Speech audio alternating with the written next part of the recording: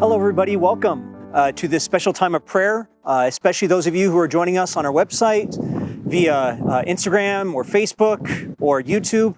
It's good to be with you to pray. Now, if you remember last week, Father Marinello invited you to draw some kind of picture of our Blessed Virgin Mary, and we thank you if you have submitted those pictures very much for participating in that activity. This week, in this, we continue this Easter season and continue to prepare ourselves, especially for the coming of the Holy Spirit, God the Holy Spirit, the third person of the Trinity. Jesus tells us in the Gospel of John, "If you love me, you will keep my commandments, and I will ask the Father, and he will give you another advocate to be with you always, the Spirit of truth, whom the world cannot accept, because it neither sees nor knows him." This world that we live in, even in Jesus' time, was a world that was full of a lot of chaos, a lot of violence, a lot of discrimination. Some of the same things that we struggle with, especially now during this time of pandemic where we can't spend a lot of time outside or see the people that we want to see. But this coming week, we begin the entire church this week of Laudato Si. Laudato Si was a letter that Pope Francis wrote 5 years ago. And on this anniversary, he's asking Catholics throughout the world to look at the world around us. This was a letter that he wrote about our world, about creation, about us as human beings.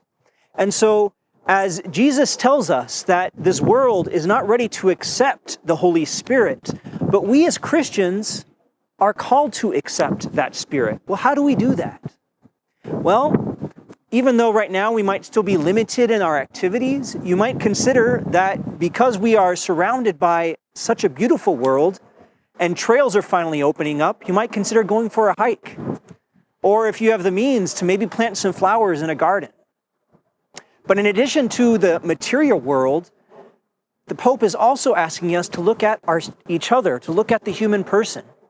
And so maybe this week, if you don't have the means to spend a lot of time outside, you might consider praying for older people who are frail, maybe your grandparents or a loved one.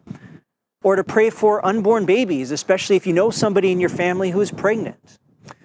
You could also, in terms of God always inviting us to love one another, to pray or do something for someone that you love, or maybe somebody that you find difficult to love.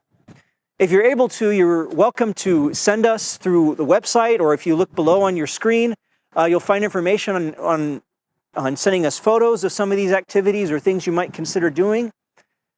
But ultimately, don't forget that as a human being, we are made in God's image and likeness, which means that God sees each of us as very special, as unique, and he's calling every single one of us to not just be a regular person, but to be a witness, to be someone that carries with us that presence of Jesus to others.